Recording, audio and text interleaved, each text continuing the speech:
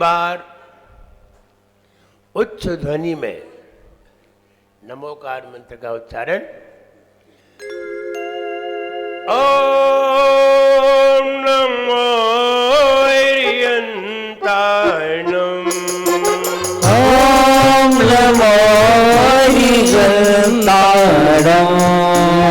ओम नमो सिद्धाणम, ओम नमो सिद्धाणम, ओम नमो आयर्यणम, ओम नमो आयर्याणम, ओम नमो वत्सयाणम, ओम नमो वत्सयाणम, ओम नमो रोहितव्यसाहुणम,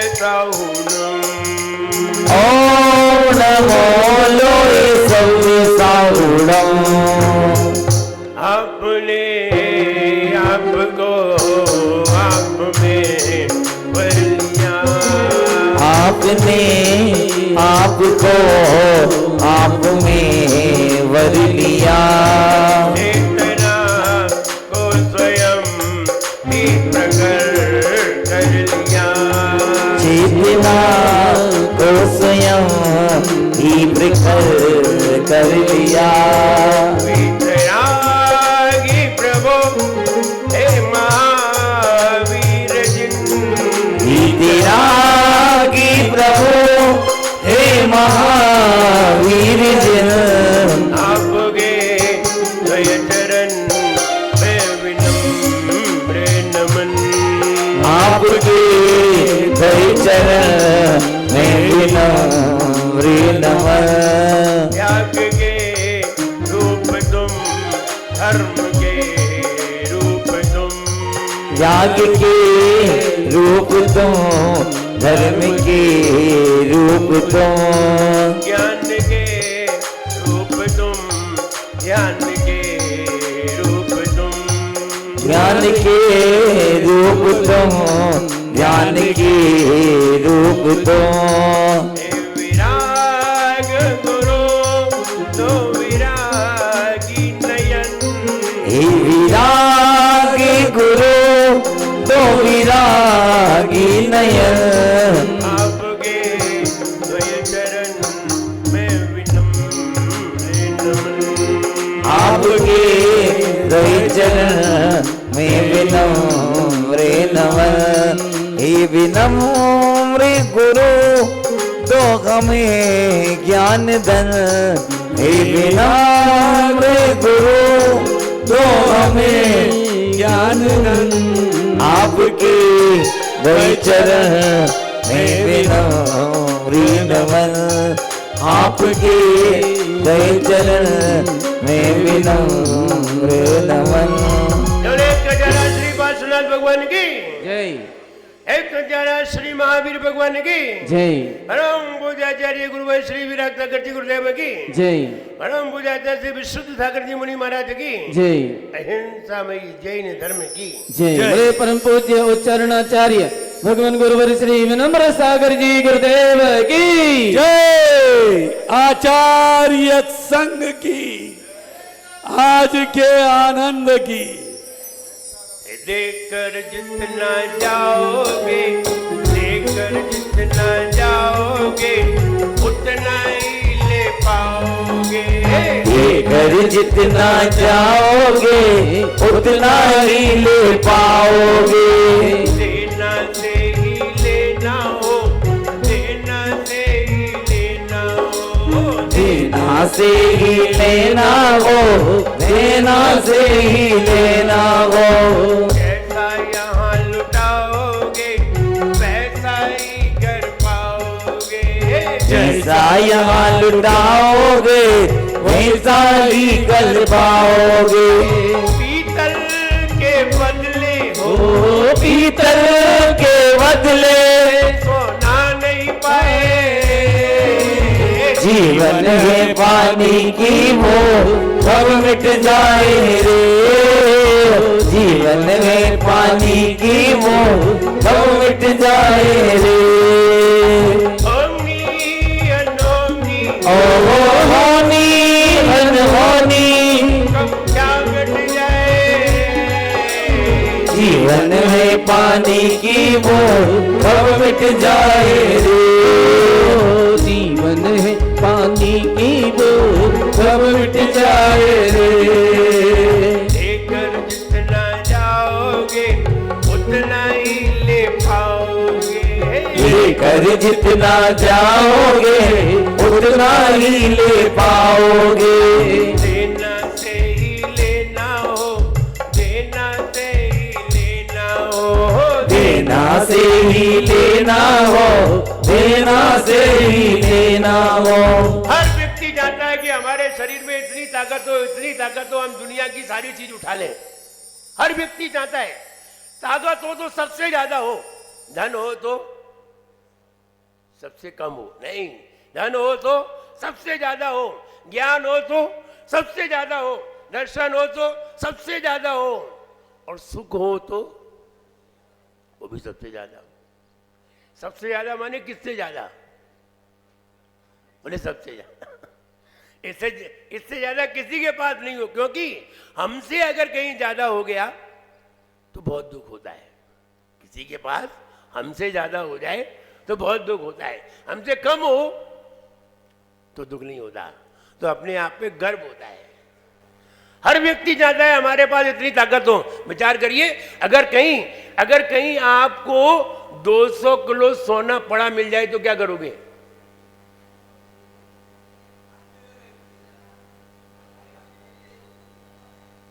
क्या करोगे ये बताओ? सोना बड़ा मिल जाए 200 किलो और कोई ना हो, तुम्हारे पास कोई साधन ना हो ले जाने का, तो क्या करोगे?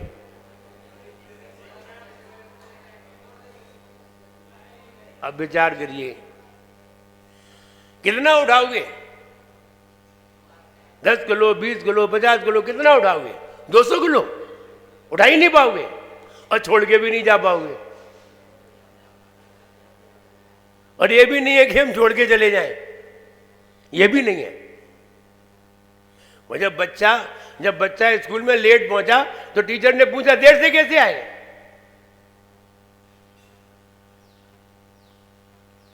बोले एक व्यक्ति की अठन्नी गिर गई थी।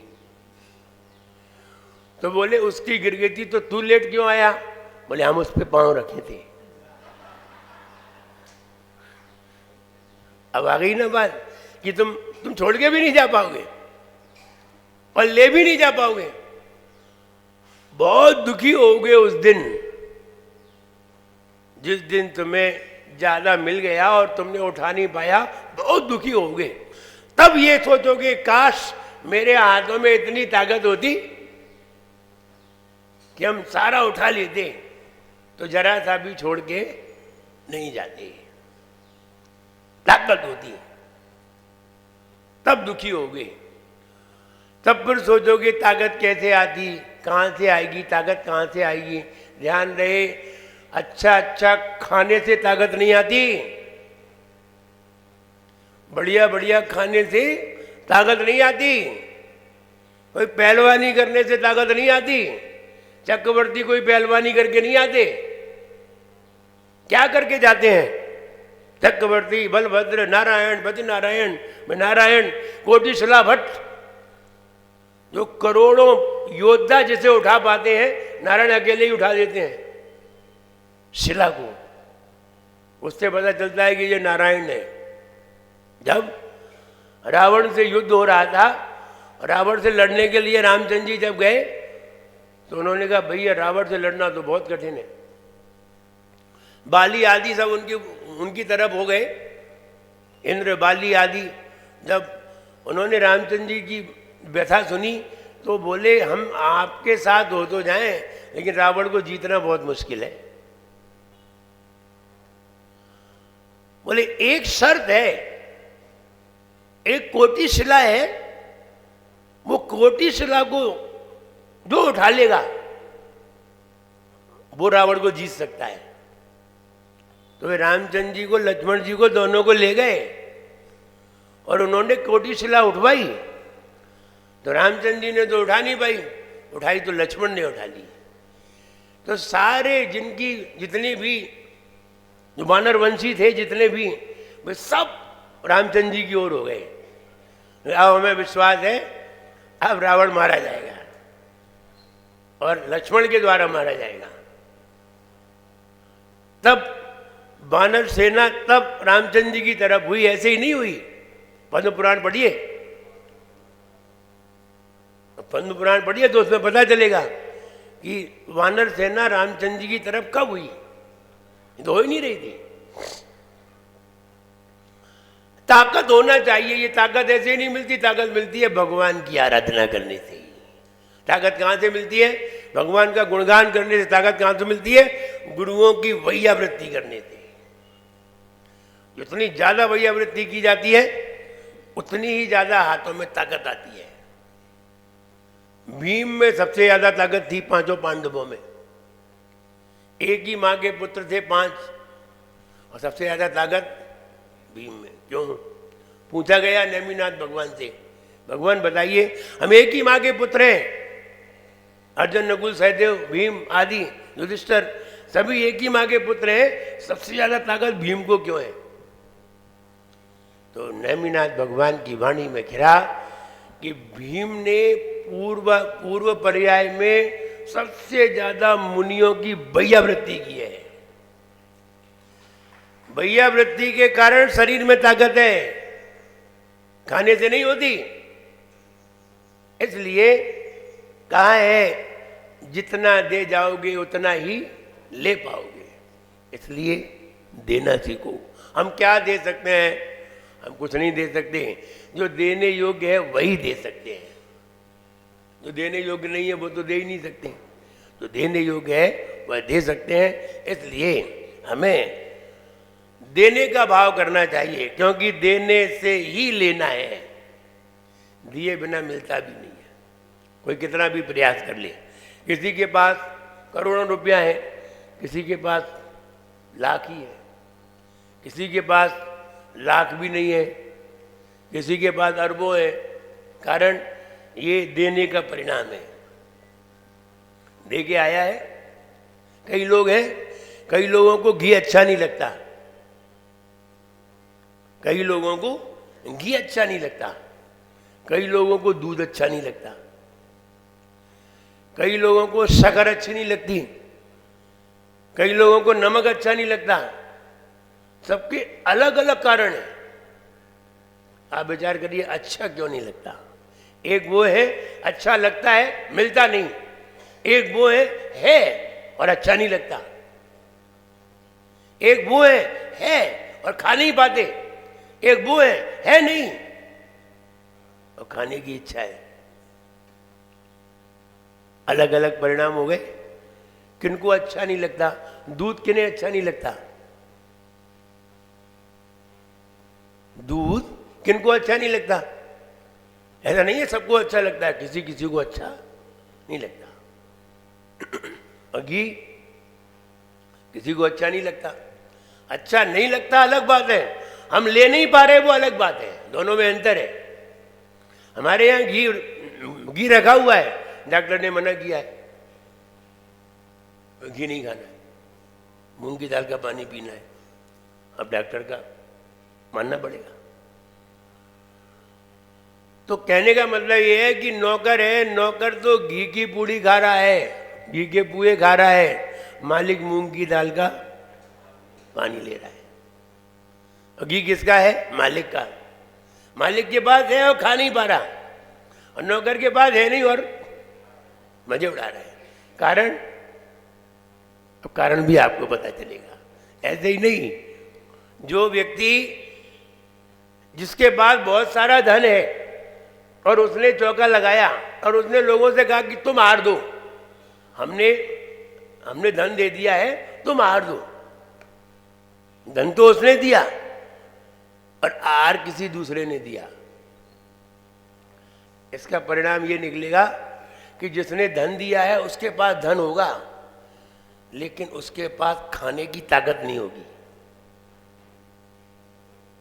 धन तो होगा, खूब होगा, क्योंकि धन दिया है, धन का फल धन है। अब तुमने आहार तो नहीं दिया, इसलिए खाने की ताकत नहीं होगी। देखा होगा कई लोग हैं तो सेठ मरे मराए हैं, न खा पी रहे, न खा पा रहे, न पी पा रहे, ऐसे। इनके पास धन है लेकिन खाने की, किसी के पास धन नहीं है और फिर भी खा रहा है। इसका मतलब ये है कि किसी ने चौके में कुछ लगाया नहीं, दिया है तो दिया का फल मिल रहा है। धन नहीं लगाया तो धन नहीं है, गरीब है वो, लेकिन दूसरे के यहाँ चौके में हार देने जा रहा है तो उसे ताकत तो मिली है लेकिन धन नहीं मिला। इसलिए देना सीखिए, देने से ही लेना होता है, मुख्य बात है। आइए छंद पढ़ते हैं। कल्याण मंदिर मूलारमवत जय भेदी भीता भय प्रदम निंदित मंघ्रि पद्मम। संसार सागर निमत जद शेष जंतु भूताय मानमभिनम्य जिने स्वरस्य। उद्गच्छता तव क्षितिज द्युतिमण्डलेन लुप्सत् छदत् छविरशोकतरुर्बभूव। सान्निध्यतोऽपि यदि वा तव वीतराग निरागतां व्रजति को न संचित। इस तरह 24 छंद, आज 25 नंबर। भोभो भोभो प्रमाद मवधूय भजत ध्वमेन।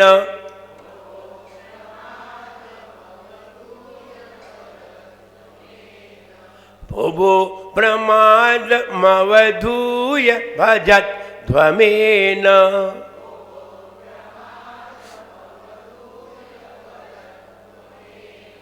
मागत्य निर्वृत्ति पुरीं प्रतिसार्थवाम।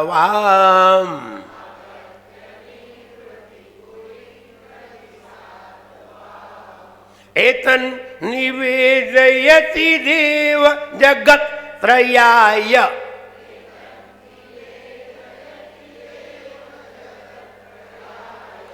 एतन निवेदयति देव जगत त्रयाय।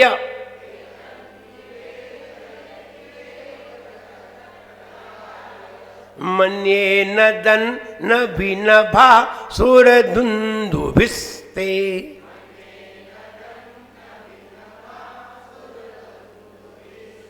मन्येन दन्न भिनभा सुरधुन्दुभिस्ते।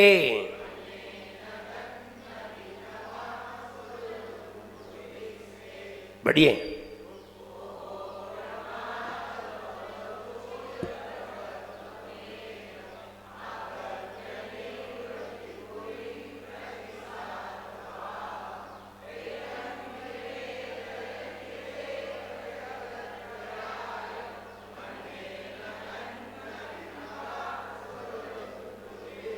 Any problem?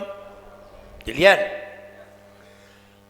असाध्य रोग नाशक, एक असाध्य रोग होता है। इस रोग का मतलब है ये वो रोग है जो ठीक नहीं हो सकता। असाध्य, ये ठीक नहीं हो सकता है। कितना भी साधन लगाओ इसके लिए, कितना भी उपचार करिए, ठीक नहीं होगा, अंत में मृत्यु होगी। असाध्य रोग, असाध्य रोग भी कई हुआ करते हैं, जैसे टीबी की बीमारी लेके ही डूबती है। अन्य कोई बीमारियां हैं, कैंसर की बीमारी, कैंसर मृत्यु को प्रदान करता है। और भी कई बीमारियां असाध्य हैं जिनका कोई उपचार नहीं है, जिनका कोई उपचार नहीं है डॉक्टर के पास। उनका एक ही उपचार है, अब भगवान की आराधना। डॉक्टर भी उस समय कह देता है जब सब फेल हो जाता है, अब भगवान के भरोसे चलिए, अब हम पूरा काम कर चुके हैं, इससे ऊपर हम कुछ नहीं कर सकते। तो डॉक्टर भी जब हार जाता है तब भगवान की आराधना प्रारंभ होती है। और कैंसर कैसे ठीक हो सकता है? अगर ठीक हुआ तो अध्यात्म के द्वारा हो सकता है, बाकी कोई तरीका नहीं है। अब सामने वाला व्यक्ति आध्यात्मिक दृष्टि में नहीं है और आध्यात्मिक दृष्टि में है भी, तब भी कई कैंसर ऐसे होते हैं जो लाइलाज होते हैं, उसका कोई इलाज नहीं है, ऐसा भी है। कभी कभी मुनिराजों में भी कैंसर पाया गया है और कैंसर के कारण अंत में समाधि भी हुई है। कभी माताजियों का, कभी मुनिराजों का पाया गया है। लेकिन उपचार यही है, इससे बढ़िया कोई उपचार नहीं है। इसलिए यहाँ ये कहा असाध्य रोग नाशक, भगवान की आराधना असाध्य रोग को नाश करने वाली है। आइए जाप देख लेते हैं। ओम ह्रीम अर्हम नमो हिंडल मलनाथम तम महातवर्णम। ओम ह्रीम अर्हम नमो हिंडल मलनाथम महातवर्णम। ये मुनिराज महातवर्णम रिद्धिधारी है। मुझे लगता है ये इतनी सारी रिद्धियां हैं, 48 रिद्धियां हैं, इनमें सबसे ज्यादा पावरफुल यही है, सबसे ज्यादा। महातवाड़म का मतलब है बहुत सारी रिद्धियां जिनके पास हैं। किन्हीं के पास जल चारण रिद्धि है, किन्हीं के पास आकाशगामी रिद्धि है, किन्हीं के पास प्रज्ञा समण वाली रिद्धि है, किन्हीं के पास अठंग महानिमित्त वाली रिद्धि है। इनके पास बहुत सारी रिद्धियां हैं। इनके पास जल चारण, जो 8 रिद्धियां हैं जल चारण की, वो भी इनके पास है। अक्षीण मानस, वो वाली रिद्धि भी इनके पास है, जो अभी आई नहीं है। सर्वौषधि, वो अभी आई नहीं है, 5 प्रकार की वो रिद्धि भी इनके पास है। और घी, उनके शरीर में घी बन जाए, दूध बन जाए, अमृत बन जाए, मीठा बन जाए, ये भी रिद्धि इनके पास है। आसी विष, दृष्टि विष, ये भी रिद्धि इनके पास है। और तप्त रिद्धि, उग्र तवाणम, जित्त तवाणम, तत्व तवाणम, ये रिद्धि भी इनके पास है। और 4 ज्ञान से युक्त मति ज्ञान, शुद्ध ज्ञान, अवधिक ज्ञान, मना पर्याय ज्ञान, ये रिद्धि भी इनके पास है। सारी रिद्धियों का पुंज इनके पास है। ऐसे मुनिराज महातवाणम कहलाते हैं। ये महातप की रिद्धि है और ये बहुत गहन तप से ये प्राप्त होती है।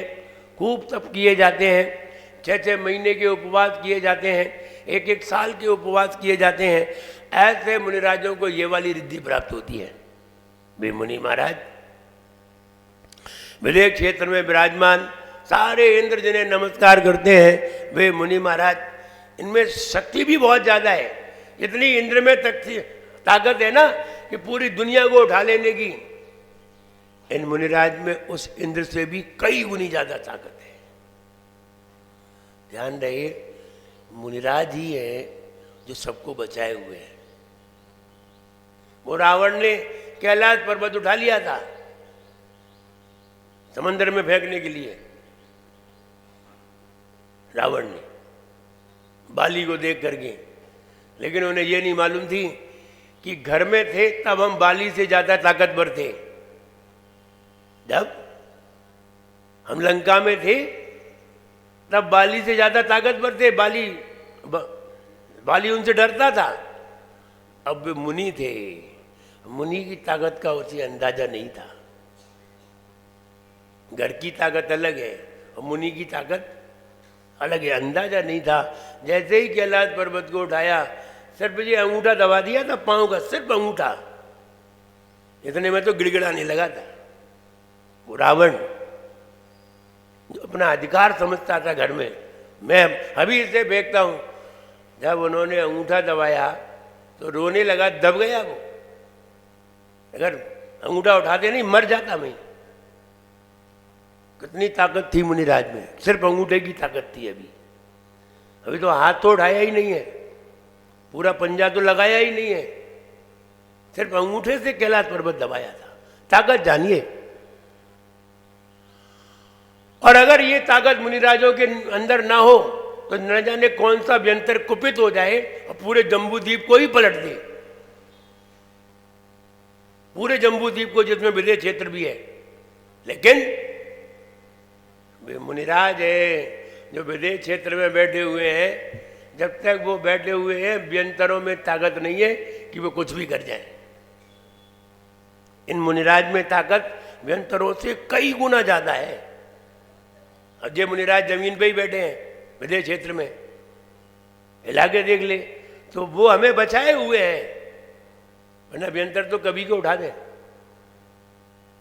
इसलिए मुनिराज के कारण हम सब बचे हुए हैं। मुनिराज के कारण हम सब बचे हुए हैं। इसलिए ये कहें कि वे मुनिराज हैं, महातवानम, महातपस्या जिनको प्राप्त है, महातप रिद्धि जिन्हें प्राप्त है, वे मुनि महाराज विदेह क्षेत्र में विराजमान है। इनको मेरा बारंबार बारंबार मन से, वचन से, काहे से नमस्कार हो। ऐसी रिद्धि हमें भी प्राप्त हो। चित्र में देखिए पार्श्वनाथ भगवान विराजमान और दुंदुभी का चित्र है। आज क्या है? दुंदुभी। दुंदुभी का मतलब जानते हैं? दुंदुभी मीन्स अनाउंस। दुंदुभी माने अनाउंस। भगवान जमीन से 5000 धनुष ऊपर, 20,000 हाथ ऊपर, लगभग 30,000 फीट ऊपर भगवान को केवल ज्ञान हो गया। भगवान विराजमान है, बैठे हुए हैं। जब तक केवल ज्ञान नहीं हुआ था तब तक वो जमीन पर थे, और जैसे ही केवल ज्ञान होता है भगवान 5,000 धनुष ऊपर, 30,000 फीट ऊपर पहुंच जाते हैं। ये शरीर इतना हल्का हो जाता है, 30,000 फीट ऊपर निकल जाता है। अब वहां बैठे हुए हैं। अब बताइए उन्हें केवल ज्ञान हो गया, तुम्हें कैसे मालूम? तुम्हें कैसे मालूम चलेगा? तब देव लोग दुंदुभी बजाते हैं।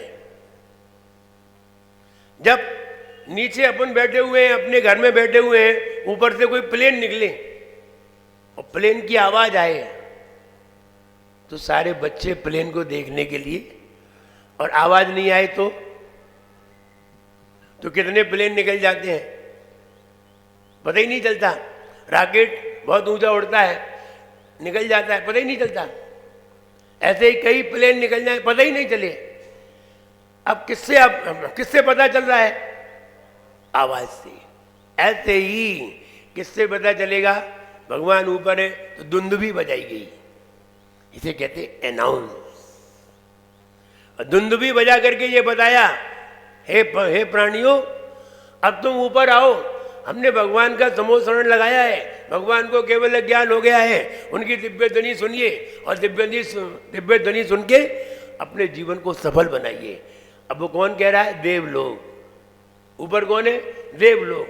तो उन्होंने सीढ़ी डालनी 20,000 चढ़ने के लिए। कितनी व्यवस्था की? आप लोग यहाँ बैठे हो, कितनी व्यवस्था की जा रही है? चेयर डाल दी आपके लिए, बताओ। यहाँ पूरा डेकोरेट करवा दिया, पानी की व्यवस्था कराई, ऊपर से पानी ना बरस जाए। कितनी व्यवस्था कराई जा रही है? काहे के लिए? किस लिए कराई जा रही है? कि महाराज के प्रवचन सुनिए। ऐसे ही भगवान की दिव्य ध्वनि माने प्रवचन, दिव्य ध्वनि स्पीच, प्रीच, उपदेश, और दुंदुभी अनाउंस। जैसे मंदिर में लिखते हैं, अनाउंस कराते हैं कि आज अपने यहाँ ये होने वाला है, अनाउंस। तो दुंदुभी माने अनाउंस। तो यहाँ दुंदुभी बजा रहे हैं, देव लोग दुंदुभी बजा रहे हैं ऊपर आकाश में, और नीचे लोग बैठे हुए हैं। नीचे लोग देखो चिल्ला रहे हैं, वो कह रहे चलो चलो भाई, सब लोग चलो ऊपर, भगवान आए हैं, समोसरण आया है, आवाज लगा रहे हैं। तो यहाँ दुंदुभी में ये बताया जा रहा है कि भो भो। अब देखिए अर्थ देखिए, दुंदुभी देख ली, सब लोगों को समाचार मिल गया, ऊपर चलिए भगवान का समोसरण आया है। और समोसरण में ऐसी व्यवस्था की गई है, सारे लोगों को अलग अलग बैठने की व्यवस्था की गई है, और बहुत अच्छी व्यवस्था है। खाने पीने की भी है, बढ़िया व्यवस्था है, खाने पीने की सब व्यवस्था है। तो सारे लोग वहाँ तैयार होते हैं। तो अब यहाँ छंद में कहा गया है, ये दुंदुभी एक प्रातिहार है, आश्चर्य है, देवों के द्वारा किया गया, और वो दुंदुभी के लिए छंद लिखा गया है। भो भो प्रमाद मबधूय, भो भो रे रे, हे प्राणी, हे प्राणियों, प्रमाद को अवधूय छोड़कर, तो तुम पड़े हो ना, सो रहे हो, चित्र में देखिए, चित्र में भी सो रहे हैं, चित्र में कुछ लोग सो रहे हैं तो वो दुंदुभी बजा रहे हैं सोने वाले के पास, कि दुंदुभी बजा रहे हैं कि तुम भी उठो। हे प्राणी, प्रमाद मबधूय, प्रमाद को छोड़कर, भजध्वजेन, सेवा करो, प्रमाद को छोड़ करके भगवान की पूजन करो। मागत्य निर्वृत्तिपुरीम, आगत्य आकर, प्रमाद को छोड़कर यहां आकर पार्श्वनाथ भगवान की भजध्वजेन, भजध्वमेन, आप उनकी स्तुति करिए। निर्वृत्तिपुरीम मोक्ष, निर्वृत्तिपुरीम मोक्ष, प्रतिसार्थ बाहम, जो मोक्ष में ले जाने वाले हैं, जो सबको मोक्ष ले जाने वाले हैं, मोक्ष मार्ग के नेता हैं, ऐसे पार्श्वनाथ भगवान की स्तुति करो प्रमाद को छोड़कर। जैसे कि हम रोज कहते हैं, भैया ये सोना वोना छोड़ करके जल्दी उठो, भगवान का अभिषेक करो, पूजन करो, खूब कहते हैं, लेकिन नई पीढ़ी के तो पता ही नहीं है कहाँ है, कहाँ खो गई नई पीढ़ी, पता ही नहीं है। और वो नई पीढ़ी जैसे कार्य हो तो पता चली, तो प्रवचन नई पीढ़ी थोड़ी सुनती है, प्रवचन थोड़ी सुनती है, वो तो किसी और के लिए है। इसलिए हे प्राणियों, हे भव्य प्राणियों, प्रमाद को छोड़ करके जो मोक्ष मार्ग के नेता हैं, ऐसे पार्श्वनाथ भगवान की स्तुति करो। एतन निवेदयति, ऐसा सूचित करती है देव जगत त्रयाय, तीनों जगत के प्राणियों, देव जगत त्रयाय मन्ये, मैं ऐसा मानता हूं, नदन नभी नभा, आकाश में, नभा आकाश में, सुरदुंदुभिस्ते, देवों द्वारा वह दुंदुभी, आकाश में देवों द्वारा वह दुंदुभी बजाई जाती है। इसलिए बजाई जाती है जैसे कि गांव में जब कोई बात होनी होती है तो एक व्यक्ति ढोलक बजाता आता है, जोर से ढोल बजाता है, फिर सारे गांव के इकट्ठे हो जाते हैं, फिर वो कहता है कि अब गांव में ऐसा होने वाला है, आप सभी लोग वहाँ एकत्र होइए। ऐसे ही वो दुंदुभी बजाई गई और दुंदुभी से ये बताया गया कि अब यहाँ भगवान पार्श्वनाथ का समोसरण आ गया है, अब दुंदुभी, अब दिव्य ध्वनि खिरने वाली है, आप सभी लोग प्रमाद को छोड़ करके आइए। अनाउंस, ये अनाउंस है और ये ऊपर किया जाता है आकाश में, और ये वंदनीय है क्योंकि ये देवों के द्वारा किया जाता है और ये बुलाने का तरीका है, ये मानवों को बुलाने का तरीका है, क्योंकि हम बहुत नीचे हैं, सब 9.5 किलोमीटर ऊंचाई पर, इतनी ऊंचाई पर समोसरण लगता है। अगर बादल निकल जाए तो वो ढक जाए, नीचे से बादल, बादल तो नीचे होते हैं, 1 किलोमीटर पे बादल है। अरे अपन शिखर जी जाते हैं तो बादल पहाड़ पर पसरे हुए दिखाई देते हैं, नीचे बादल, हम ऊपर।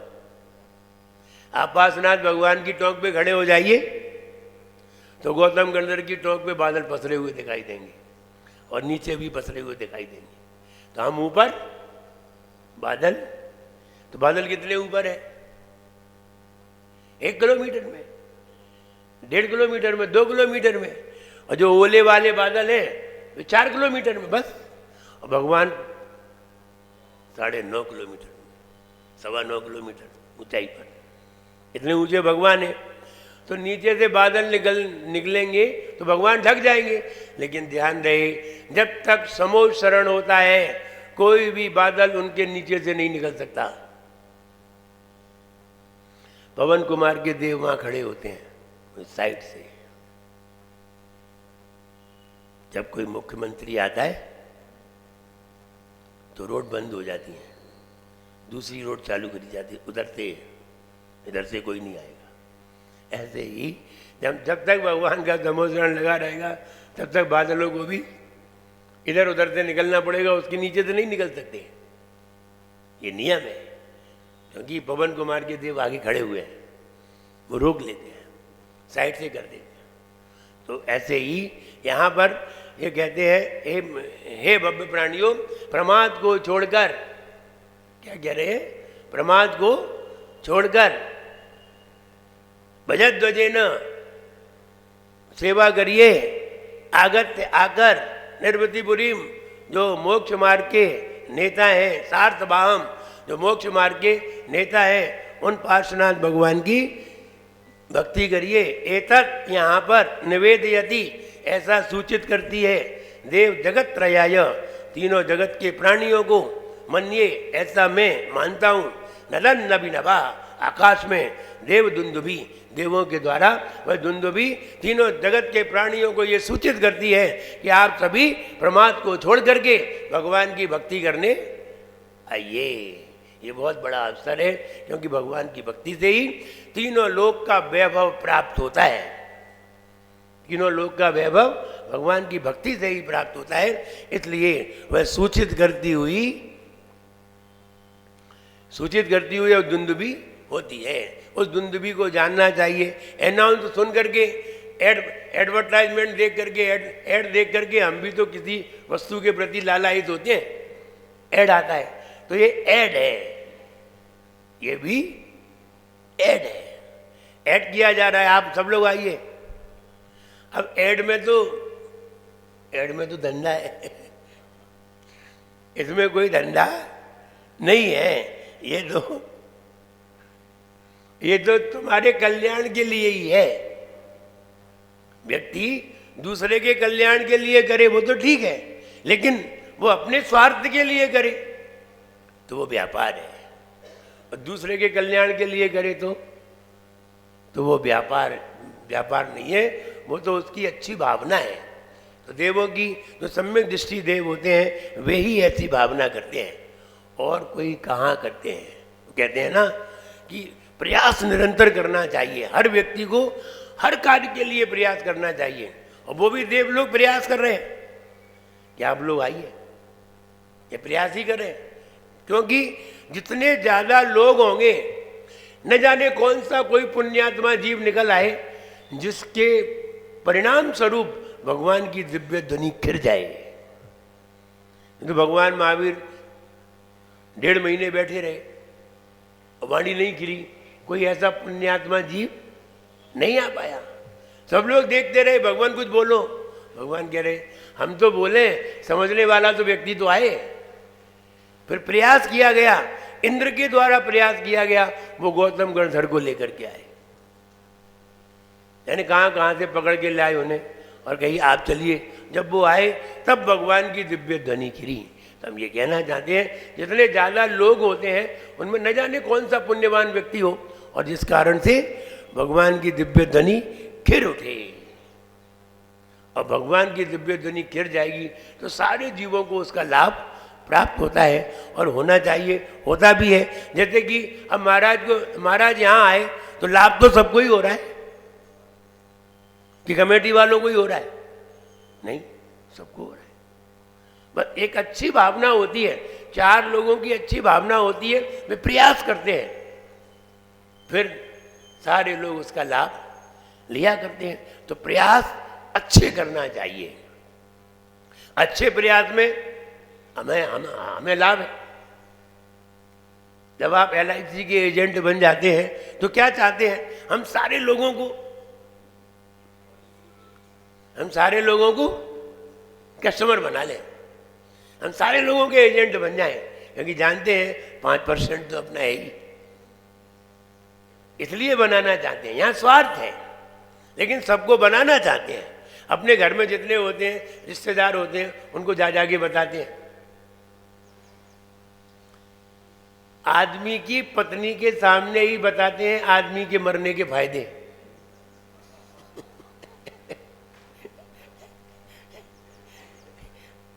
पत्नी के ही सामने बताते हैं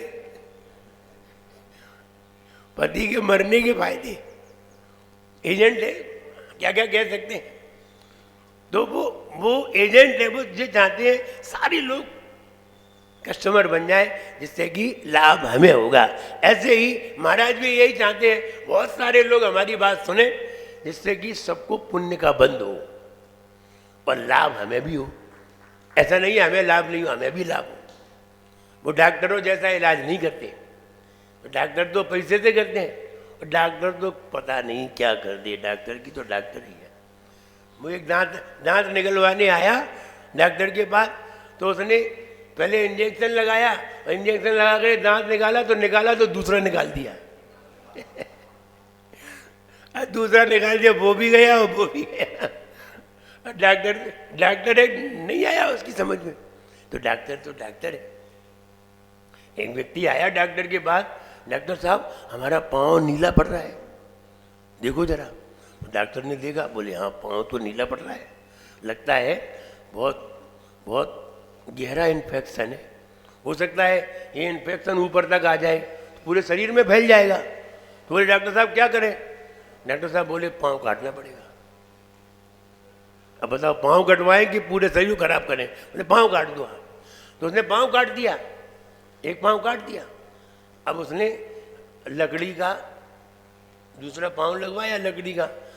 अब फिर आया वो डॉक्टर साहब के पास एक महीने बाद, डॉक्टर साहब ये भी पाँव नीला पड़ गया। बोले ये पाँव नीला कैसे पड़ सकता है? तो डॉक्टर ने देखा, बोले यार तुम्हारी जीन्स नीली है, तुम जीन्स नीली पहने थे। उसने काट दिया पाँव।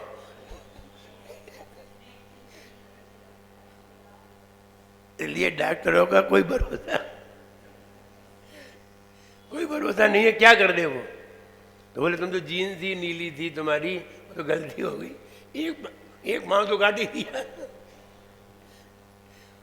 इसलिए हम ये कहना चाहते हैं हमारा प्रयास सबके लिए कल्याण के लिए हो तो तुम भी खुश रहोगे और तुमसे सारे लोग भी खुश रहेंगे। और स्वार्थ अगर हुआ तो सारे लोग खुश नहीं रहेंगे। इसलिए यहाँ देव लोग उनके कल्याण की भावना करते हुए कहते हैं कि हम दुंदुभी बजाते हैं, आप सब लोग आइए प्रमाद को छोड़ करके, जो मोक्ष मार्ग के नेता हैं पार्श्वनाथ भगवान, उनकी आराधना करिए और विशाल वैभव को प्राप्त करिए। भक्तामर में यही क्षण वैभव को प्राप्त कराने वाला है। तीनों लोक की विभूति इसी दुंदुभी से प्राप्त होगी। इसलिए आइए फीट करने के लिए तैयार होते हैं।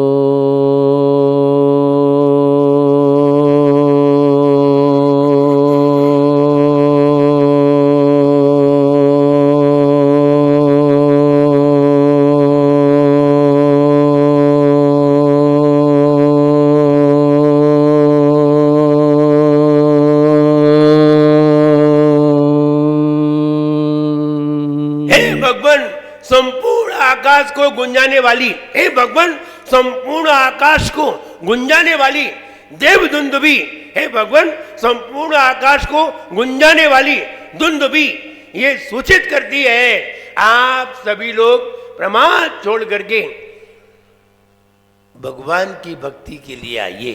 हे भगवान संपूर्ण आकाश को गुंजाने वाली, संपूर्ण आकाश को गुंजाने वाली देवदुंदुभी सभी लोगों, सभी जीवों को ये सूचित करती है आप सभी प्रमाद को छोड़ करके भगवान की सेवा करने के लिए आओ।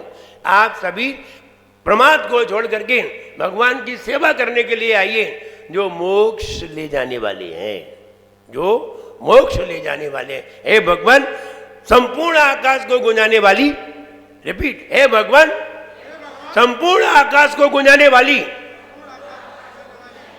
आपकी दुंदुभी, संपूर्ण आकाश को गुंजाने वाली आपकी दुंदुभी सभी जीवों को सूचित कर रही है। हे प्राणियों, प्रमाद को छोड़ करके भगवान की सेवा करने के लिए आओ।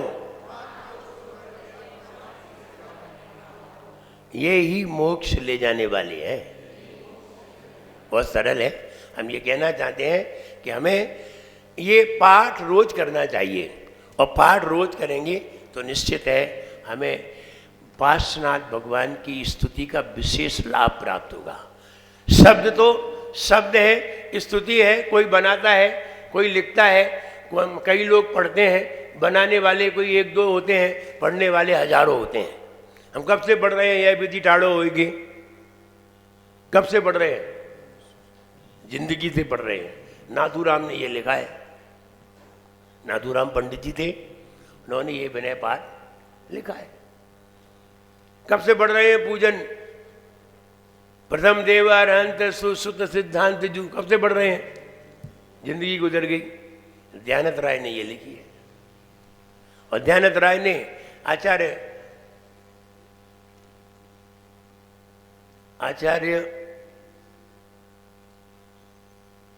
मानतुंग नहीं, माघनंदी, आचार्य माघनंदी महाराज ने जो पूजा लिखी थी तो उन्होंने उसका पद्यानुवाद करके तुम्हारे सामने रख दिया, आप उसे पढ़ रहे हैं। तो कभी कभी लिखने वाले एक दो होते हैं और पढ़ने वाले हजारों होते हैं। तो ऐसे ही आचार्य कुमुद चंद्र स्वामी ने यह पार्श्वनाथ स्तोत्र लिखा है आप सभी के लिए। आप सभी इसे पढ़ें और पढ़ करके अपने मन में अच्छे भाव बनाएं। शब्द सिर्फ भाव बनाने के लिए होते हैं। हे स्वामी नमोस्तु बोलते हैं, हे स्वामी नमोस्तु। आप हाथ जोड़ेंगे, सर झुकाएंगे, शब्द नहीं बोलते तो कोई नमोस्तु नहीं करता। तो शब्द किस लिए है? भाव बनाने के लिए। जय जनेन हाथ जोड़ते हैं, भाई बोलोगे तो सामने वाला भी हाथ जोड़ेगा, और नहीं बोले तो कोई नहीं जोड़ेगा। तो शब्द किस लिए है? भाव बनाने के लिए। ऐसे ही ये स्तोत्र किस लिए है? भाव बनाने के लिए। भजन गाते हैं तन्मय होने के लिए, भजन में तन्मय हो जाते हैं। शास्त्र सुनते हैं तो उससे अपन आनंद तो लेते हैं, तन्मय होना अलग बात है। तन्मय में हमारा पूरा शरीर झूमता है, उसे तन्मय कहते हैं। और चुपचाप बैठे बैठे सुनते हैं, वो समझते हैं। अभी समझ तो रहे हैं लेकिन तन्मय नहीं है। तन्मय में सारी दुनिया को भूला जा सकता है, सुनते में हम किसी को भी याद कर सकते हैं। हमारे दिमाग में कई विचार आ सकते हैं, तन्मय में नहीं आ सकते। जब तन्मय हो जाते सब भूल जाते हैं, तब भूल जाते हैं तभी तन्मय होते हैं। भूलते नहीं है तो तन्मय भी नहीं हो पाते। इसलिए यहाँ पूजन में, स्तुति में, गाने में तन्मय हो जाते हैं। इससे हम सारी चीज़ों को भूल करके भगवान की भक्ति में लग जाते हैं। कल आज के दिन आचार्य अकंपनाचार्य के ऊपर भयंकर उपसर्ग था, और आज के दिन ही उपसर्ग समाप्त हुआ था। दिन आज का ही था, चतुर्दशी थी, सारे मुनिराज बैठे हुए थे, चारों तरफ से उपसर्ग था। और उपसर्ग में मुनिराज कर क्या सकते हैं?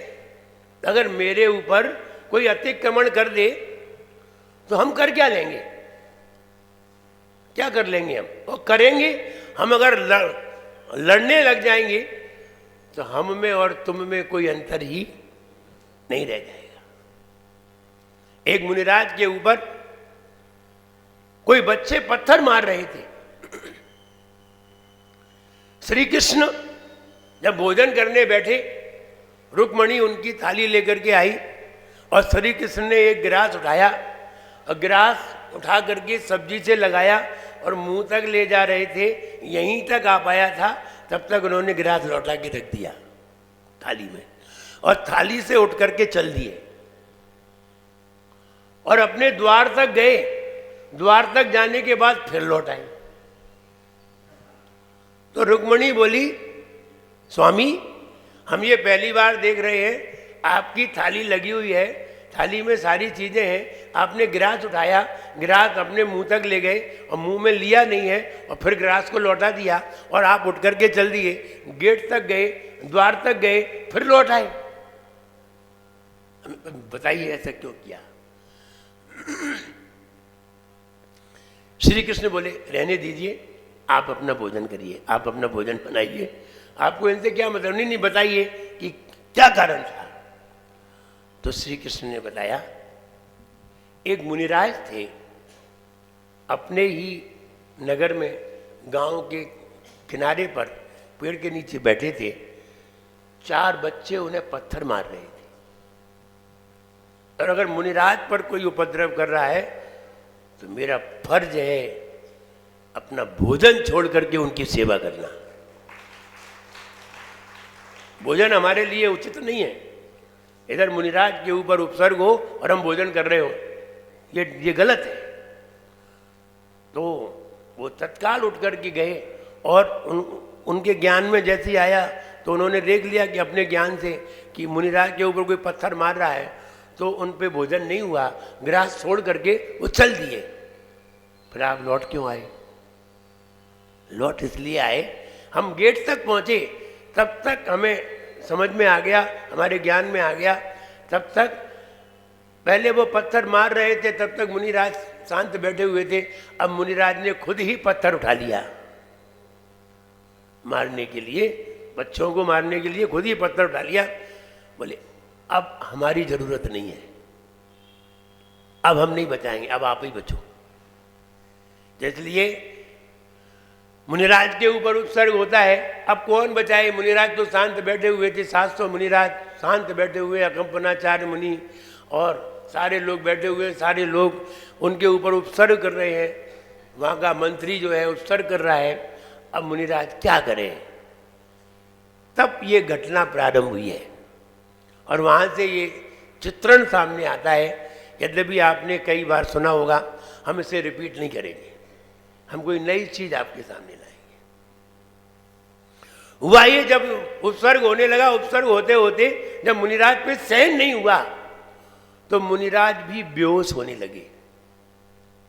धुआं, और वो भी किसका? जानवरों का। जानवरों को उसमें डाला जा रहा था और उससे होने वाला धुआं, और उससे मुनिराज के चारों ओर अग्नि जल रही है और मुनिराज उस धुआं से बेहोश हो गए। अब करें तो करें क्या? मुनिराज कुछ नहीं कर सकते। हुआ ये वाली बात, अगर मुनिराज के ऊपर उपसर्ग हो तो पूरा नगर नहीं, पूरा देश कांप जाता है। मुनिराज के ऊपर उपसर्ग हो जाए तो पूरा देश कांप जाता है, और देश कांप जाता है यानी सारे लोग कांप उठते हैं। उधर जैसे ही मुनिराज को रात्रि में उपसर्ग हो रहा था तो ऊपर ध्रुव तारा भी कांप उठा। ध्रुव तारा आकाश में, वो भी कांपता हुआ नजर आया।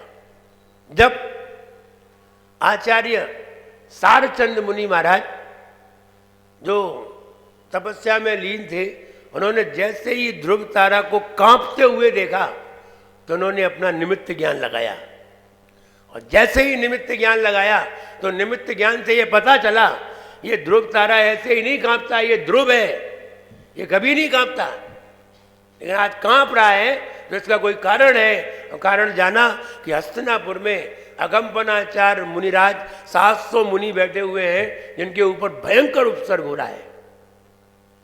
फिर हस्तिनापुर की समाज क्या कर रही है? ध्यान रहे, राजा के सामने समाज चुपचाप बैठी है, क्या कर सकती है?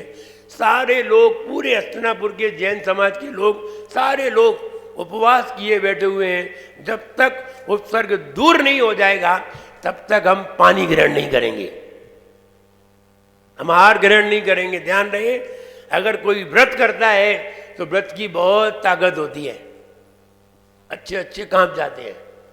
अगर अभी मुनिराज अनशन पे बैठ जाएं तो फिर चाहे मुख्यमंत्री हो चाहे प्रधानमंत्री, सब आ जाएंगे। तो व्रत बहुत ऊंची चीज है। सारे लोग, बच्चे बच्चे भी अन्न जल का त्याग किए हुए बैठे हुए थे जब तक उपसर्ग दूर ना हो जाए। सारचंद मुनिराज को ये बात पता चली और कांपता हुआ वो देखा तो रात्रि में उनके मुंह से शब्द निकल पड़े, हाय इतना बुरा हो रहा है।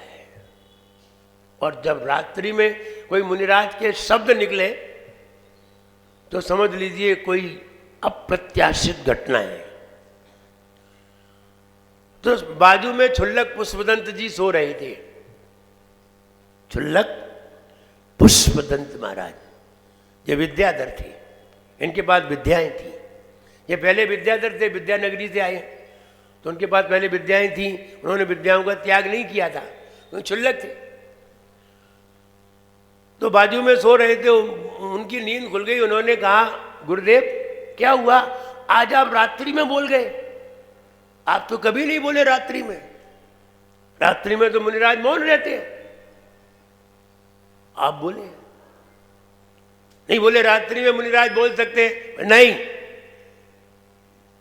रात्रि में मुनिराज नहीं बोल सकते। क्यों नहीं बोल सकते? समझिए, मूलाचार में योग प्रतिष्ठापन किया जाता है। अभी पंचम काल में हमारे पास इतनी शक्ति नहीं है कि हम पहाड़ पे जाकर के खड़े हो जाएं और योग धारण कर लें, ये शक्ति अभी नहीं है। तो आचार्यों ने कहा है ये शक्ति नहीं है। जैसे ही संध्या काल हो, आपका प्रतिक्रमण हो जाए, आप सामायिक में बैठने के लिए तैयार हो, आप तत्काल योग प्रतिष्ठापन कर लीजिए। योग प्रतिष्ठापन का मतलब है जहां आप बैठ गए हैं और वहां मौन हो जाइए और शांति से बैठिए। फिर आप प्राचीन आचार्यों के ऊपर नजर डालिए। आचार्य शांति सागर जी महाराज, जिनको अपन ने यहां देखा है, वर्तमान में नजर डालिए। आचार्य विद्यासागर जी महाराज, आचार्य विराग सागर जी महाराज, जो बड़े बड़े आचार्य हुए हैं, ये रात्रि में बिल्कुल जैसे ही संध्या काल हुई, सूर्यास्त हुआ, प्रतिक्रमण पूरा हुआ और सामायिक के लिए बैठे, अपने लघु शंका आदि से फ्री होकर के योग प्रतिष्ठापन करके बैठ जाते थे, ध्यान करते थे। योग प्रतिष्ठापन का मतलब है ध्यान करो, मौन रहो, ध्यान करो, और अगर थक जाओ तो निद्रा ले लो, लेकिन मौन रह करके। योग प्रतिष्ठापन माने मौन। तो बोले रात्रि में तो सारे साधु मौन हो जाते हैं, आपके मुंह से आवाज कैसे निकली? कोई कारण? तो आचार्य सारचंद मुनि महाराज, रात्रि में अगर कोई मुनिराज के ऊपर उपसर्ग हो तो कोई भी साधु रात्रि में बोल सकता है। उपसर्ग के समय, समाधि के समय, अगर किसी की समाधि हो रही हो तो रात्रि में बोल सकता है। ऐसा शास्त्रों में लिखा है कि रात्रि में समाधि हो रही हो, अकस्मात कोई दुर्घटना हो जाए, कोई परेशानी आ जाए तो साधु बोल सकता है धर्म के लिए, वैसे नहीं बोल सकता। तो आचार्य सारचंद मुनि महाराज ने कहा, हस्तिनापुर में भयंकर उपसर्ग हो रहा है 700 मुनिराज के ऊपर, ऐसा हमने अपनी जिंदगी में कभी नहीं देखा। बताइए, अपन लोगों की इतनी उम्र हो गई, 50-50, 60-60 साल की उम्र हो गई, आपने कभी किसी मुनिराज के ऊपर अग्नि फेंकते हुए किसी को सुना है? नहीं सुना। ये पंचम काल है, जब पंचम काल में ऐसा नहीं हो सकता तो चौथे काल में ऐसा हो रहा है, आश्चर्य। तब उन्होंने कहा कि उनके ऊपर उपसर्ग हो रहा है। तो क्षुल्लक जी ने पूछा, गुरुदेव हम क्या कर सकते हैं? तो उन्होंने कहा तुम ऐसा कर सकते हो, विष्णु कुमार मुनि महाराज है, विष्णु कुमार मुनि महाराज है, उनको अभी थोड़ी देर में सवेरे की बेला में केवल ज्ञान होने वाला है, केवल ज्ञान होने वाला है उन्हें, और वो पर्वत पर ध्यान में बैठे हुए हैं। आप ये कर सकते हैं, वो हस्तिनापुर के ही हैं। कहां के हैं? हस्तिनापुर के ही हैं, राजा थे, हस्तिनापुर के राजा थे वो, और उनके बड़े भाई वहां के राजा हैं अभी। आप उनके पास जाइए, विष्णु कुमार मुनिराज के पास, और उनको एक रिद्धि प्राप्त हुई है, व्युगण रिद्धि। हमने पढ़ाया था इसके पहले, ओम ह्रीम परम नमो व्युगण पत्तानम। इसका मतलब था निम्नि दक्षा कुशला महिम्नि लघिम्नि शक्ता कृतिनो गरिम्नि मनोवपुर वाक् बलिनश्च नित्यम स्वस्तिक। अनिम्नि दक्षा, ये छोटा स्वरूप भी बना सकते हैं, महिम्नि और बड़ा रूप भी बना सकते हैं। ये रिद्धि उन्हें प्राप्त हो गई है। आप उनके पास जाइए, वे ही इसका निवारण करेंगे।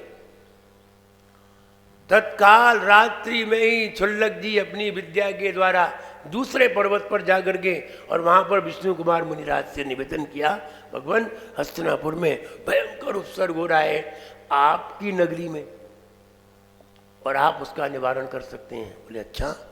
बोले हम कैसे कर सकते हैं, हम तो ध्यान में बैठे हुए हैं। बोले आपको व्युगण रिद्धि प्राप्त हो गई है। बोले हमें तो मालूम ही नहीं है।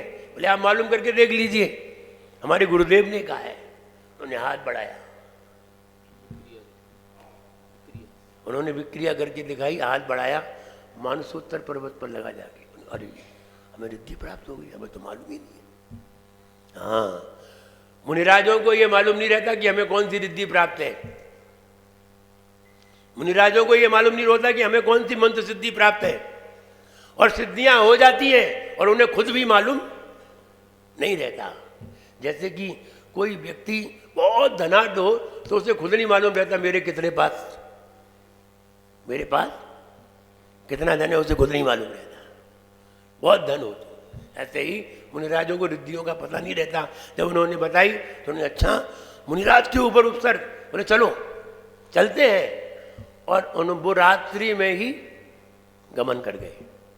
रात्रि में कौन से मुनिराज चल सकते हैं?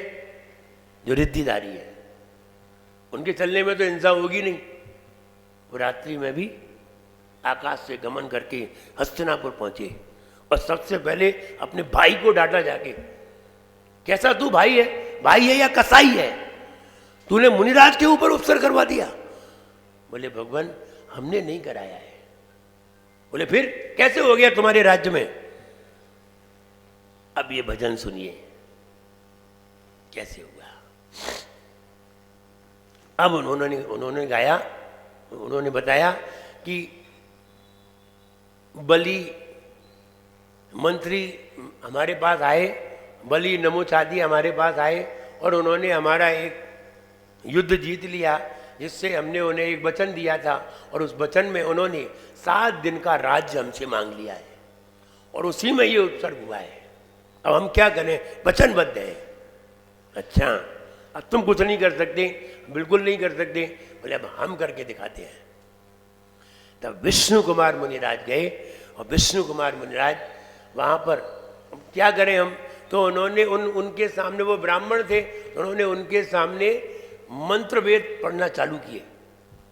जब मंत्र वेद के मंत्र पढ़े, तो जब मंत्र बोलना प्रारंभ किया, उन्होंने कहा ये तो बहुत अच्छे विद्वान हैं, बहुत अच्छे पंडित हैं।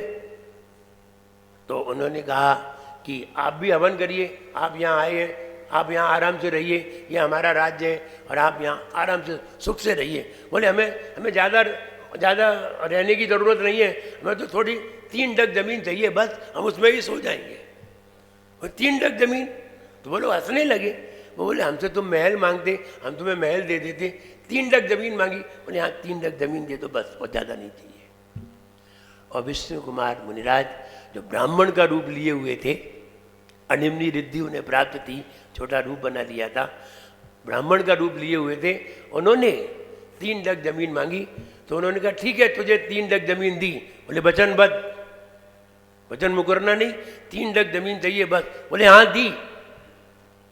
बोले वो हंसने लगे। जब वो हंसे तो उनके ठीक है आप वचन दे दीजिए, आप मुकरना। बोले नहीं मुकरेंगे, दिया तुझे। जब 3 डग ज़मीन उन्होंने जब नापी, फिर उन्होंने अपना बहुत बड़ा रूप बनाया। और पहला पैर सुमेरु पर्वत पर, दूसरा पैर मानसोत्तर पर्वत पर। मनुष्य लोक खत्म, मनुष्य लोक खत्म, 45 लाख योजन। अब आगे कोई जगह ही नहीं है। बोले तीसरा पांव कहाँ रखें? जमीन तो पूरी खत्म हो गई, 2 पांव में ही, 2 डग में ही जमीन खत्म हो गई, तीसरा पांव कहाँ रखें? तो उसने कहा आप तो हमारी पीठ पे ही रख लो। और पीठ पर उन्होंने दबा दिया। उसे दबाने पर कहा ये उपसर्ग दूर किया जाए वरना तुम्हारी मौत है। तब वो उपसर्ग दूर हुआ। और उपसर्ग दूर होने के बाद अब आगे की घटना प्रारंभ होती है। अब छंद सुनिए। समन रक्षा का ये व्यवहार, समन रक्षा का ये व्यवहार, सभी में खुशियों का भंडार, कमलता हृदय खिलाया है। रक्षाबंधन का त्योहार तभी से आया है कि मोरी सुन लियो, हृदय में गुन लियो। रक्षाबंधन का त्योहार कब से आया? शांतिनाथ भगवान के जमाने में रक्षाबंधन था नहीं, कुंतुनाथ भगवान के जमाने में नहीं था, आदिनाथ भगवान के जमाने में नहीं था। कौन से भगवान के जमाने में आया? मुनि सुब्रतनाथ भगवान के जमाने में। जब मुनि सुब्रतनाथ का काल चल रहा था, उस समय ये घटना हुई। और वहां से रक्षाबंधन का त्योहार प्रारंभ हुआ है। ध्यान रहे, सारे त्योहार बनाने वाले मुनिराज हुए हैं और सारे त्योहार मनाने वाले श्रावक हुए हैं। बनाने वाले मुनिराज। दीपावली किसने बनाई? दीपावली किसने बनाई? नहीं, गौतम स्वामी ने दीपावली बनाई। दीपावली बनाई गौतम स्वामी ने, और दीपक जला रहे हैं हम। रक्षाबंधन बनाया अकंपनाचार्य ने, और मना रहे हैं हम, महिलाएं मौज उड़ा रही हैं। और बनाया मुनि महाराज ने। तो त्योहार बनाते हैं मुनि महाराज और मनाते हैं श्रावक। तो विष्णु कुमार मुनि महाराज, तब ये छंद लिखा है। समन रक्षा का ये व्यवहार, सभी में खुशियों का भंडार, कमलता हृदय खिलाया है। रक्षाबंधन का त्योहार तभी से आया है कि मोरी सुन लियो, हृदय में गुन लियो। अथन सुनिए। मुनि कंपनाचार्य संग जब हस्तिनापुरी आया, मुनि कंपनाचार्य संग जब हस्तिनापुरी आया, मंत्री ने नृपराज पाठ ले एक दुष्कृत्य रचाया। मुनिवर के चौओर आग का हिंसक हवन कराया। उठा धुआं तो गया श्वास में, होश नहीं रह पाया। बचाने हुआ मुनि पर उपसर्ग अपार, हुआ मुनि पर उपसर्ग अपार। बचाने आए विष्णु कुमार, सभी का दुख मिटाया है। रक्षाबंधन का त्योहार तभी से आया है कि मोरी सुन मैया हृदय में गुन मैया। न विष्णु कुमार मुनि महाराज आते और ना ही रक्षाबंधन त्योहार। अभी रक्षाबंधन त्योहार बना नहीं है, अभी तो रक्षा हुई है। अब बंधन अभी होगा, अभी बंधन नहीं हुआ है। अभी उपसर्ग मिटा दिया, उपसर्ग हटा दिया, सारे मुनिराज बचा लिए गए और सारा हवन बंद कर दिया गया और हवन बुझा दिया गया। मुनिराज को बचा करके सारे श्रावक लोग जो उपवास किए हुए बैठे हुए थे सब लोग आए, सभी ने मुनिराज की भैयावृत्ति की, सेवा की, सब कुछ किया। अब क्या करें, सवेरे का समय है, अब क्या किया जाए। विष्णु कुमार मुनि महाराज अपने रूप में आए और उन्होंने उपदेश दिया। सारे श्रावकों को, पूरे हस्तिनापुर के लोग बैठे हुए हैं, हमें क्या करना चाहिए। अब मुनिराज ने उपदेश दिया, अब तुम ऐसा करो, सभी लोग घर घर चौका लगाइए, घर घर चौका लगाइए और सेवई की खीर बनाइए। देखो रोटी बनाओगे, दाल रोटी बनाओगे तो उनके गले उतरेगी नहीं, क्योंकि गले रुंध गए हैं, चौक हो गए हैं। अब कोई ऐसी चीज डाली जाए गले में जिसमें अन्न भी पहुंच जाए, अन्न भी पहुंच जाए और ताकत भी आ जाए, ऐसी चीज डाली जाए। तब विष्णु कुमार मुनि महाराज ने उपदेश दिया, सेवई बनाओ आटे की। तब तो हाथ से बनती थी, अब तो मशीन से बनती है। तब हाथ से बनती थी, बोले ऐसे ऐसे सेवई बनाना और सेवई बना के दूध में उबाल करके उसकी खीर बना के देना। उसके पहले सेवई की खीर नहीं थी, वहाँ से सेवई की खीर प्रारंभ हुई है, वहाँ से। वो भी तुम्हें महाराज नहीं बताई है, तुम लोगों को तो कुछ आता ही नहीं है, सब महाराज को ही बताना पड़ता है। तो महाराज बता के गए ऐसी चीज बनाना और सारे लोग चौके लगाइए। पूरे हस्तिनापुर में हजारों की मात्रा में चौके थे। बहुत बड़ी नगरी थी हस्तिनापुर, बहुत बड़ी नगरी, वासुपूज्य महाराज की जन्म नगरी, बहुत बड़ी नगरी थी जैनियों की। तो हजारों चौके थे और मुनिराज कितने थे, 700, और हजारों चौके थे। अब क्या होगा वो आगे देखिए। रक्षाबंधन कहाँ हुआ है, अभी तो रक्षाबंधन हुआ ही नहीं है। और मुनिराज ने उपदेश दिया और उपदेश दे करके वो अपने नगरी चले, अपनी जगह चले गए। वहाँ उन्होंने प्रायश्चित ग्रहण किया, रात्रि में बोले थे प्रायश्चित ग्रहण किया और रात्रि में आए थे चल करके प्रायश्चित लेकर के। फिर उन्होंने ध्यान करना प्रारंभ किया और उन्होंने वहाँ से निर्वाण को प्राप्त कर लिया। मुनिराज तो, अगर हम ये देखते रहे सामने मुनिराजों के ऊपर, 100 मुनिराज के ऊपर उपसर्ग हो रहा है और हम हमारे अंदर ताकत हो और हम चुपचाप बैठे रहे तो हम गलत हैं। हमें पूरी ताकत लगा देना चाहिए, चाहे भले ही हमें मुनिपद छोड़ना पड़े, क्योंकि हमारा मुनिपद कहाँ जा रहा है, हम बचा करके फिर मुनि बन जाएंगे। लेकिन वो नहीं बच पाए तो वे सारे मर जाएंगे, धर्म मर जाएगा। इसलिए वो फिर दोबारा मुनि बन करके और तपस्या करके वो तो मोक्ष निकल गए। इधर 700 मुनिराज को हस्तिनापुर में सवेरे चौकी लगाई गई, सारे नगर में चौके थे, मुनिराज को पड़गान किया गया। अब दृश्य देखिए, मुनिराज को आहार कराए गए।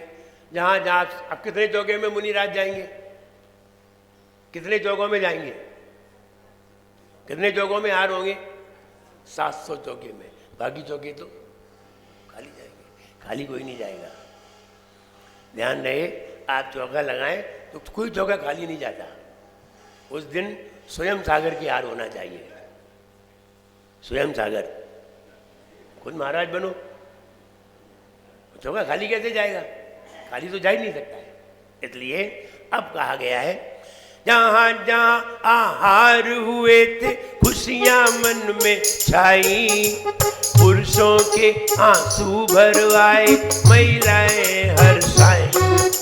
जहाँ जहाँ आहार हुए थे खुशियाँ मन में छाई, पुरुषों के आंसू भरवाए महिलाएं हर्षाई। जिन जिन के घर में मुनि के आहार नहीं हो पाए, जिन जिन के घर में मुनिवर आहार नहीं हो पाए, वे सब कच्चा धागा लेकर उनके घर पे आए, वे सब कच्चा धागा लेकर उनके घर पर आए। जहाँ मुनिवर के हुए आहार, जहाँ मुनिवर के हुए आहार, कि घर में बांधा उनका प्यार, बहुत ही हर्ष मनाया है। रक्षाबंधन का त्योहार तभी से आया है कि मोरी सुन गइयो हृदय में गुन गइयो। अब जिनके यहाँ हार नहीं हुए वे सब एक धागा लेकर के आए, कच्चा धागा लेकर के आए और उनके हाथों में बांधा जिनके यहाँ आहार हुए थे।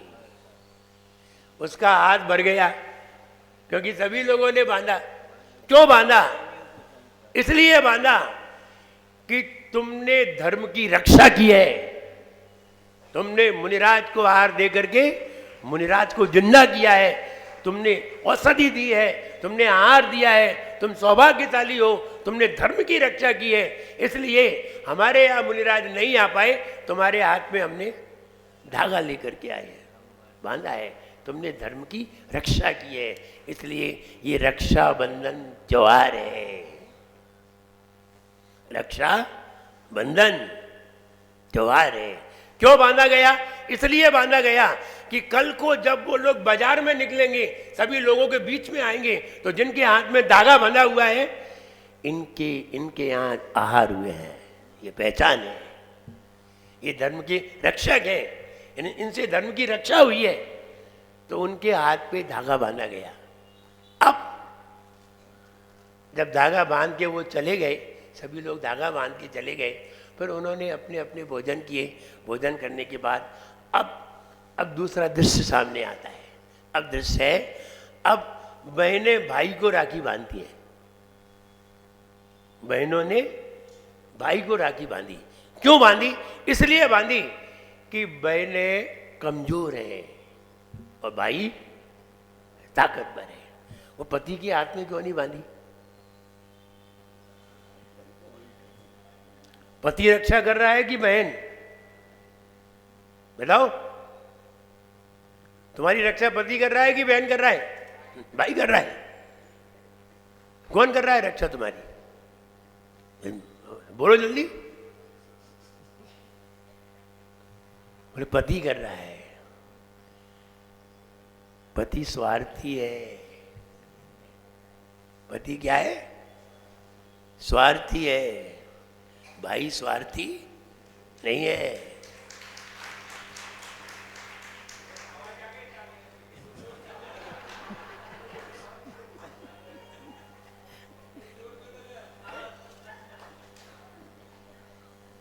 पति स्वार्थ में कर रहा है। स्वार्थी लोगों को जलन हो रही है। और पति तो कभी गुस्सा आ जाए तो ठोक भी देगा, और पत्नी को भी कभी गुस्सा आ जाए तो नीले ड्रम में बंद भी कर देगी। और पति को भी आ जाए तो बाहर से ढकेल भी देगा, कुछ भी कर सकता है। लेकिन भाई ऐसा नहीं करेगा। इसलिए भाई को रक्षक कहा है, पति को नहीं कहा। राखी बांधने से कोई पति भाई नहीं हो जाएगा, पति रक्षक कहलाएगा। ये राखी तो किसी को भी बांधी जा सकती है, लेकिन बहन भाई को राखी बांधती है। जब भी बहन के ऊपर संकट आता है तो सबसे पहले भाई आता है, भाई ही संकट से उबारता है। पति तो संकट खड़ा कर देता है, और पत्नी भी संकट खड़ा कर देती है। ये तो दोनों एक अनुबंध है, थोड़े दिन का अनुबंध किया है, उस अनुबंध में ही रह रहे हैं। लेकिन वो अनुबंध ज्यादा दिन नहीं चलता। वो झगड़ा हो गया पति पत्नी में, खूब तेज झगड़ा हो गया, बोले तलाक, हम तो तलाक ही लेंगे। बोले रहने दो, नहीं हम तो तलाक ही लेंगे। पति बोला तलाक ही लेंगे। हुआ ये, जब तलाक की नौबत आ गई तो वकील पे गए और वकील पे जाकर के तलाक के फार्म भरवाए। तो वकील ने भी बहुत समझाया दोनों को बिठा करके। पहले जज सबको समझाता है, खूब समझाता है। वो जज से जब तलाक लेने की बात आ गई तो लेडीज जज थी, तो लेडीज जज ने लेडीज से पूछा, तू बता तू तलाक क्यों लेना चाहती है? क्योंकि वो जानती है वो तलाक लेगी तो दूसरी शादी करेगी, दूसरे के यहाँ जाना पड़ेगा, इसलिए यहीं बैठ ले, यहीं रह ले। तो लेडीज जज ने समझाया, तू तलाक क्यों लेना चाहती, बताओ तो, क्यों नहीं साथ रहना चाहती? वो बोली, तुम ही साथ रह के देख लो। जज से तो कहने का मतलब ये तलाक की नौबत आ गई। तो जज ने खूब समझाया, देखो अभी तुम्हारे पास 50 करोड़ की संपदा है, तुम 50 करोड़ के मालिक हो, अगर तुम तलाक नहीं लो तो पत्नी भी तुम्हारी है और सारी संपदा भी तुम्हारी है, और तुमने तलाक ली तो 25 करोड़ तुम्हारे गए और पत्नी भी गई, तो हानि होगी। बहुत समझाया, नहीं माना। दोनों, एक इधर पति खड़ा इधर पत्नी खड़ी, दोनों तलाक के लिए तैयार बैठे थे। तो जज ने समझाया, देखो आधी आधी हर चीज बांटी जाएगी। सोना अगर तुम्हारे पास 2 किलो है तो 1 किलो पत्नी को देना पड़ेगा, 1 किलो तुम्हारा होगा। चांदी अगर 10 किलो है तो 5 किलो उसकी, तुम्हारे पास 2 मकान है तो 1 मकान उसका, तुम्हारे पास जितनी संपदा है सब आधी आधी होगी। बोले हाँ हमें मंजूर है। पति ने कह दिया हमें मंजूर है। हुआ ये, सब चीज आधी आधी बढ़ गई। अब बच्चों का नंबर आया, बच्चे 3 थे, बच्चे 3 थे।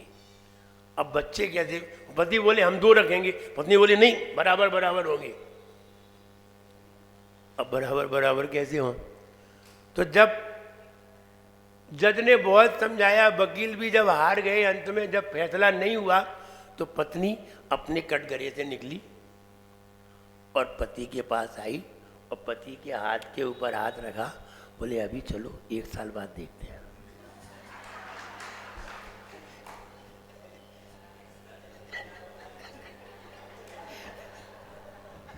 आ रही होगी समझ में? हाँ, ये बातें जल्दी समझ में आए। बोले 1 साल बाद देंगे। हुआ ये, 1 साल बाद फिर फैसला आया तो 2 बच्चे हो गए। फिर आगे का हमें मालूम नहीं है। तो कहने का मतलब ये है, कहने का मतलब भाई रक्षक है, ये रक्षक नहीं है।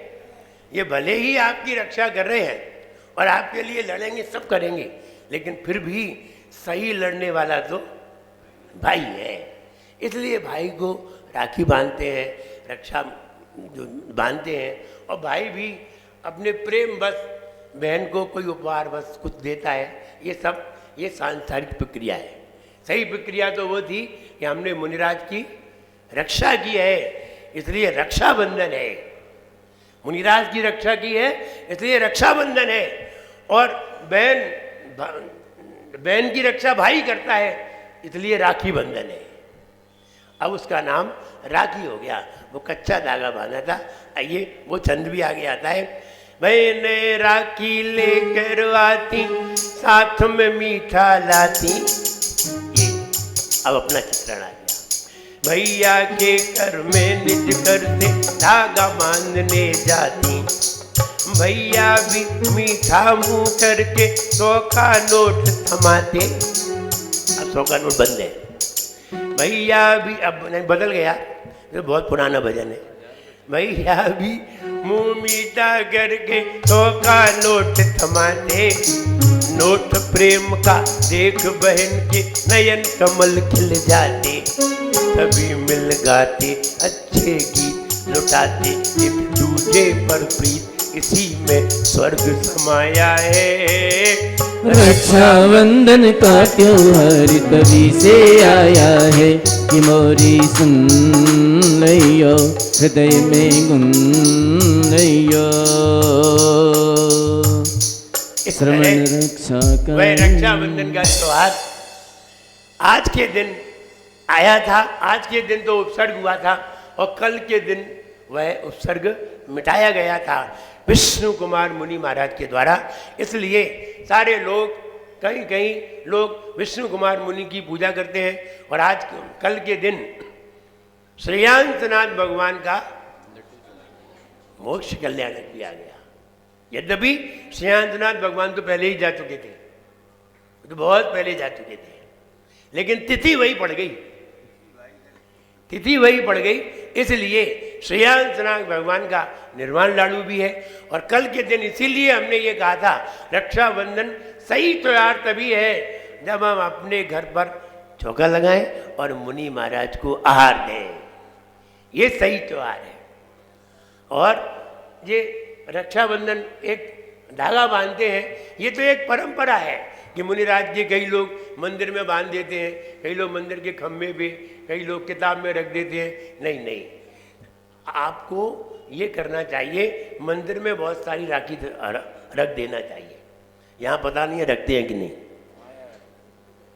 सुनिए महावीर जी, मंदिर में बहुत सारी राखी एक थाल में रख देना चाहिए भगवान के सामने। भगवान के सामने बहुत सारी राखी रख देना चाहिए, 1000 2000 जितनी रखनी रख दो। सभी लोग आए, मंदिर आए, मंदिर आकर के एक राखी अपने हाथ पर बांधे। मंदिर की राखी एक अपने हाथ पर बांधे, इसलिए कि मंदिर की रक्षा हम करेंगे। मंदिर की रक्षा हम करेंगे। अगर मंदिर पे कोई दूसरा व्यक्ति उपद्रव करता है, हम खड़े हैं, तो मंदिर की रक्षा हमारे हाथ में है। महाराजों की रक्षा हम करेंगे।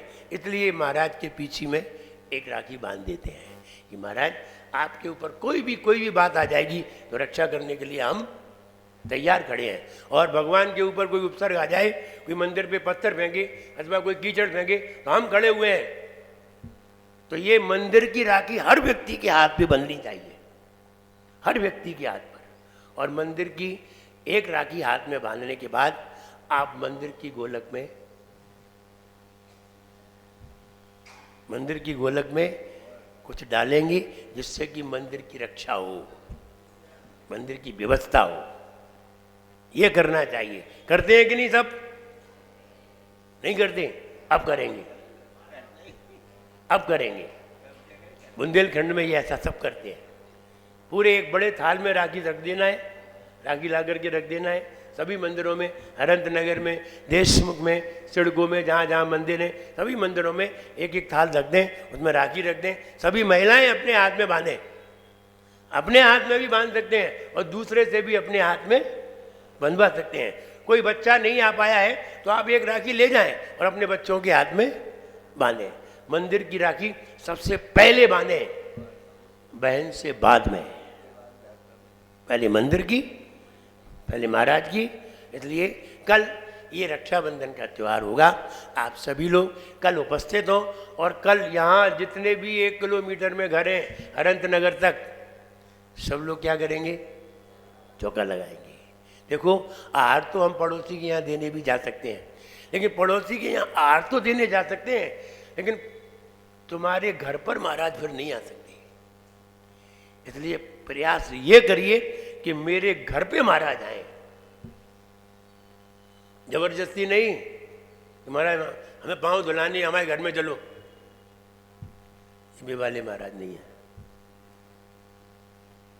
जब अंदर महाराज को भक्ति से बुलाओगे, महाराज 2 ही काम से जाते हैं, बताया था हमने, या तो निपटने के लिए या किसी को निपटाने के लिए, या तो खुद निपटने के लिए या किसी को, बस 2 ही कारण से किसी के घर पे जाते हैं। अब तुम्हें अपने घर पे बुलाना हो, या तो बीमार हो जाओ, या तो इतने बीमार हो जाओ कि जाने लायक हो जाओ तो जा सकते हैं, या फिर इतने प्रसन्न हो जाओ कि किसी मुनिराज को ही बुलाओ, इतने खुश हो जाओ। इसलिए खुश होइए, बीमार मत होइए। हम तो बीमारों को ठीक करने जाते हैं, तो इसलिए खुश होइए। सभी लोग अपने अपने घर पर चौका लगाएं कल के दिन। इसीलिए प्रवचन बहुत कम रखा है, हम 9 बजे प्रवचन समाप्त कर देंगे। सवेरे जल्दी लाडू चढ़ेगा तो लाडू चढ़ करके यहीं लाडू चढ़ेगा। श्रेयांसनाथ भगवान का 11 किलो का लाडू है। और सभी जो जो राखी ले लेंगे वे अपनी ही राखी लेकर के आएंगे, जहाँ से ले जाएं, फिर राखी लाएं और महाराज के उस पर बांध दें। हमने ऐसी राखी क्यों कहा है? धागे की राखी हम लोग शौच जाएंगे तो उसे हटाना पड़ेगी, हम लोग आहार करने जाएंगे तो उसे हटाना पड़ेगी, और तुम लोग राखी बांधे बिना मानोगे नहीं, ये भी बात है। मान जाओ तो बात अलग है, राखी तो बांध नहीं है। इसलिए आप बांधिए, परंपराएं हैं चल रही हैं, लेकिन आप ऐसी बांधिए जो आपकी बंधी रहे। इसलिए 3 दिन बंधी रहेगी, 3 दिन के बाद हम उसी के हाथ में वो राखी बांध देंगे। और किसी साधु के हाथ से अगर तुम्हारे हाथ पे एक धागा भी बंधा जाता है तो आप समझिए वो रक्षा सूत्र है। इसलिए वो तुम्हें मिल रही है, और पीछे एक पवित्र एक उपकरण है, और वहाँ लग करके अगर राखी मिल जाए तो मुझे लगता है आप बहुत धन्य भाग्यशाली हैं। तो पहले वो राखी महाराज को बंधेगी। आज तय करना है तो तय कर लीजिए कि कल करना है, कल तय करना है तो कल ही तय की जाएगी कि महाराज के, और जो सभी महाराज के लिए तय हो गए भाई बाकी कुछ कर लो। इस तरह रक्षाबंधन का त्यौहार हम बना करके मुनिराज को आहार दें, और आहार दे करके अपना रक्षाबंधन, अपने राखी बंधन स्वीकार करें। दोपहर में इसीलिए राखी बंधन कब होता है? सवेरे की दोपहर में? कब होता है? सवेरे दोपहर में। क्यों होता है? पहले मुनिराज का आहार होना चाहिए, पहले मुनिराज का आहार होना चाहिए, मुनिराज की सेवा पहले, उसके बाद सांसारिक, वो तो शाम तक चलती रहती है, रात तक चलती रहती है, दूसरे दिन तक चलती रहती है। लेकिन महाराज को उसी दिन अच्छी तरह उनकी सेवा की जाए, और सेवा करके आहार दे करके, आहार देना ही सबसे बड़ी सेवा है, इससे बड़ी सेवा कोई नहीं है। आहार देना सबसे बड़ी सेवा है। इसलिए ऐसी सेवा करके आप सभी लोग चौका लगाएं, चौका लगा करके पड़गान करें और बड़े हर्षित भाव से आहार दें। यही रक्षाबंधन का त्यौहार है। सबके लिए मेरा खूब आशीर्वाद है, सब लोग खुश रहें, प्रसन्न रहें। जब बोलिए महावीर भगवान ने की।